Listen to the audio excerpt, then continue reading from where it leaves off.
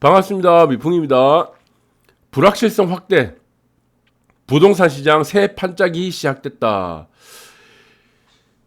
최근에 보궐선거 이후 시장, 그리고 서울시장, 부산시장, 그리고 정부와 여당, 야당, 기존에 추진했던 우리가 부동산 시장 정책들이 전부 다 이제 다 뒤집어지기 시작했습니다.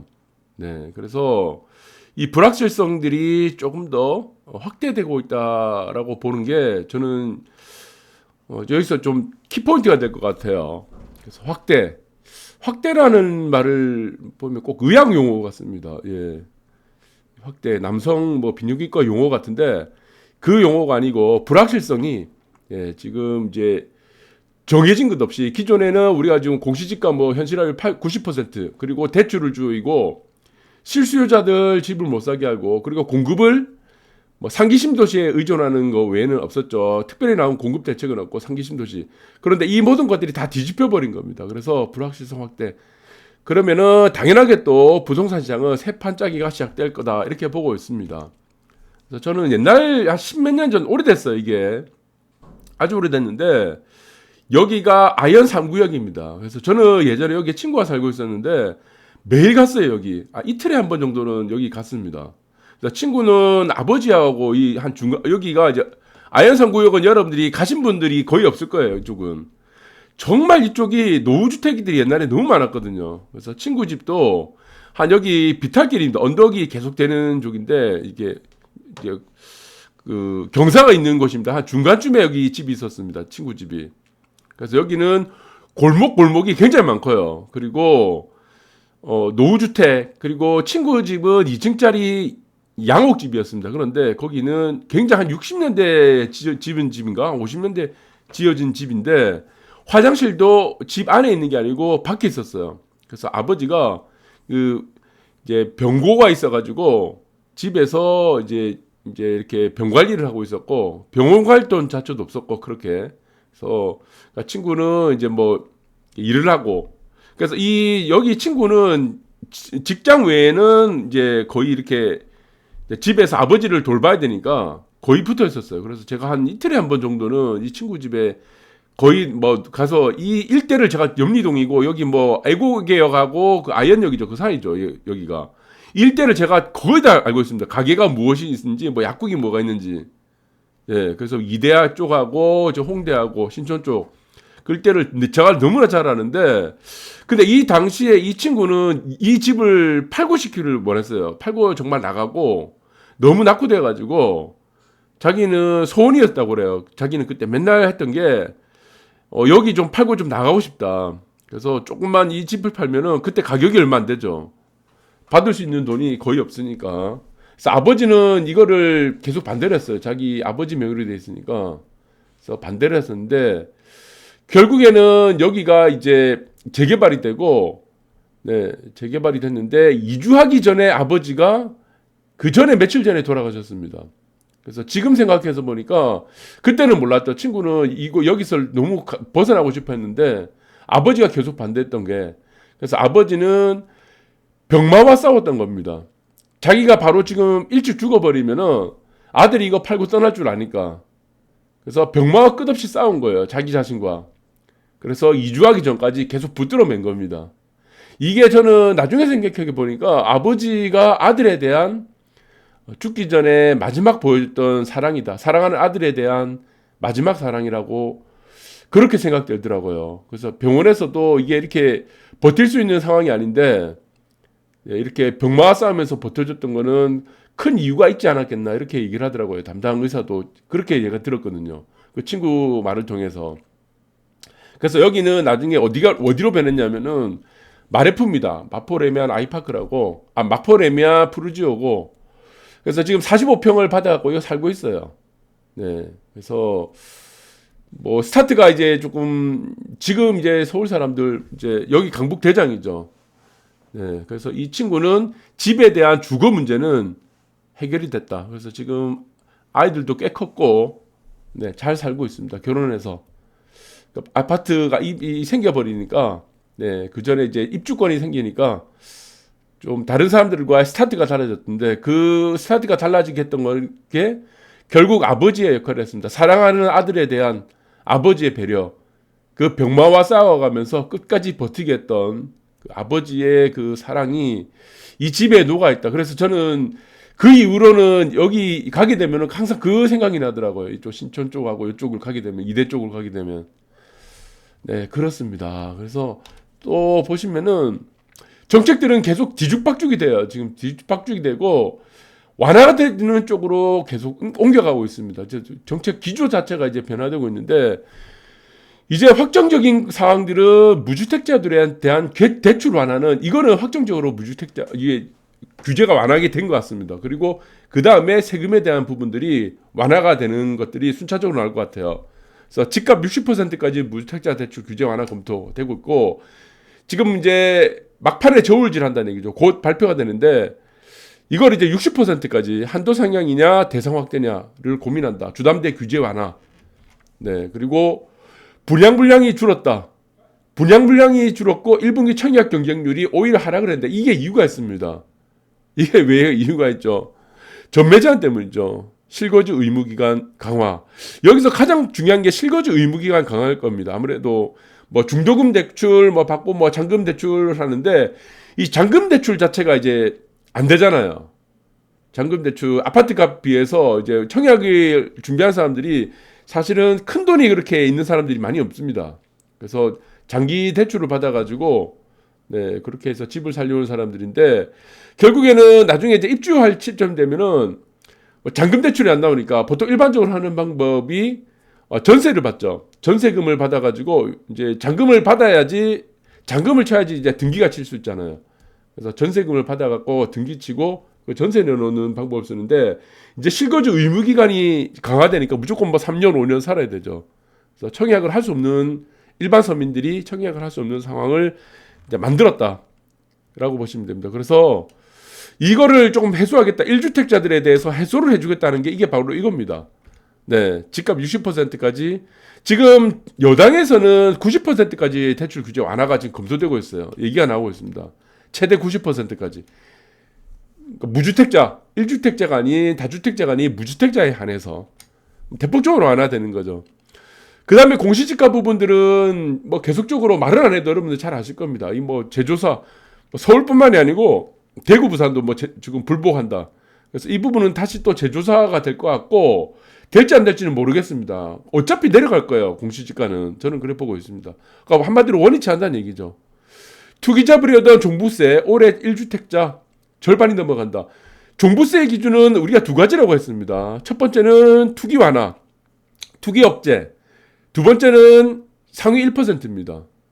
그러면 종부세 기준이 해당되는 사람들이 상위 1%만 해당이 돼야 되니까, 이 종부세 기준이 되는 과표에 들어오는 과세 기준이 된 사람이 숫자가 늘어나면 안 되죠.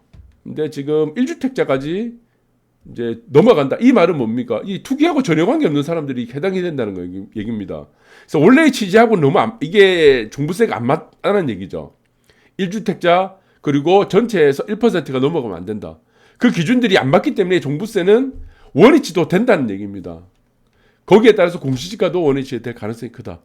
자, 이거는 이제 이제까지 이어졌던 현 정부의 부동산 정책의 네, 그 기로가 된다. 이제 방향들이 다 이제 무너진다는 얘기죠. 종부세 내는 1주택자 문정부 들어 4배. 그러니까 4배가 되면 안 된다는 얘기죠. 우리가 지난 시간에 다 말씀드렸습니다. 세액은 9배 폭증. 1%가 돼야 되는데, 그래서 여기서 보시면은 2016년도, 2017년도에 현저권이 들어왔는데 8만 7천 명입니까? 네, 여기 몇 명이죠? 네, 여기서 이제 1000명 비율. 하여튼 그런데 지금 8만 7천 명이다. 29만 1천만 명으로 29만 명으로 늘어났죠. 29만 1천만 명으로 늘어나게 된 겁니다. 네. 29만 명, 예, 29만 1000명으로 늘어나게 된 거죠. 이렇게 늘어나면 안 된다는 겁니다. 예. 기준이 1%니까, 종부세 기준 상위 1%니까. 그리고 또 다른 한편에서는 재건축 기대감의 효과는 매물이 씨가 마른 거예요. 지금 여러분들이 지금 판이 다시 다 짜집니다. 이 판이 다 짜진다는 얘기는 무엇이 판이 다 짜지냐? 정부에서 얘기하는 부동산 정책에 대한 판도 다 짜지고요. 그리고 매도자가 보는 이미 주택을 갖고 있는 사람들의 매도자들이 이제 전략을 짤 거 아니죠. 전략을 짜게 되겠죠. 그 전략도 판이 다 짜지고 매수자들, 왜 매수자는 또 판이 다 짜집니까? 대출 규제가 완화되니까. 그러니까 새 국면에 있는 사람들이 새 국면인도 아니고 모든 이 경제 주체에 있는 사람들이 부동산에 연관된 사람들은 이제 다 판이 다시 짜야 됩니다. 네, 기존에 있었던 정책들은 전부 다 물갈이 되기 때문에 그래서 이 부분을 또 봐야 되고 여기서는 또 거침없는 재건축, 새 아파트 상승률의 2배가 된 거죠. 일반적으로 신축 아파트가 가장 상승률이 높다고 하는데 이제 기존에 알고 있었던 이런 이제 관습이라든가 이런 것들이 다 깨집니다. 지금 이제 다 깨지고 있는 거예요. 그 이유 중에 하나는 또 시중에 풀린 돈이 또 사상 최대가 되고 지금 최근에 한 달 사이에 또 42조 원이 또 불어났습니다. 예, 현금이 아닌 시대다 이렇게 보시면 되는데 그래서 정부 말고 여당 쪽에서 제시하는 안은 이건 것 같아요. 송영길 의원이 또 제시를 했는데 집값을 우리가 이제 전세를 내준 집이 있을 겁니다. 아마 100이라고 봤을 때 40은 이제 전세를 내준 돈이고 60은 자기가 갖고 있어. 그럼 40을 자기가 갖고 있구나. 전세가 세입자 전세 보증금을 받는 게 60이다 그러면은 집값이 올랐다 그러면은 오른 부분에 대해서 공유하자는 겁니다. 나누자는 거예요. 예. 그럼 내렸을 때는 어떻게 합니까? 내리면은 이거 전세금을 보증금을 그 내린 만큼 뺏어줘도 된다는 얘기입니까? 너무 지금 사회주의적인 생각으로 지금 하는 것 같아요. 그래서 이거를 뭐든지 지금 부동산도 사실은 시장 경제에 맡게 되죠. 시장에 맡게 되죠. 그런데 시장 경제에 맡게 된 부동산을 계급투쟁의 관점으로 보는 겁니다. 계급투쟁. 그러니까 1850년대 막시즘의 논리로 보는 거예요. 과학적 사회주의라는 그 빌어먹을, 네. 근데 개꿀 빠는 소리를 하는 겁니다, 이게. 그러니까 듣기 좋은 얘기를 하는 거예요. 그러면 이 얘기들은 어떻습니까? 혹하죠. 누구한테 혹합니까? 무주택자들 아니면은 가난한 사람들, 서민들, 이런 사람한테는 굉장히 혹합니다. 그러나 이런 정책이 나오게 되면 어떻게 되겠습니까? 가난한 사람들만 더 가난해져요. 누가 전세를 내놓겠습니까?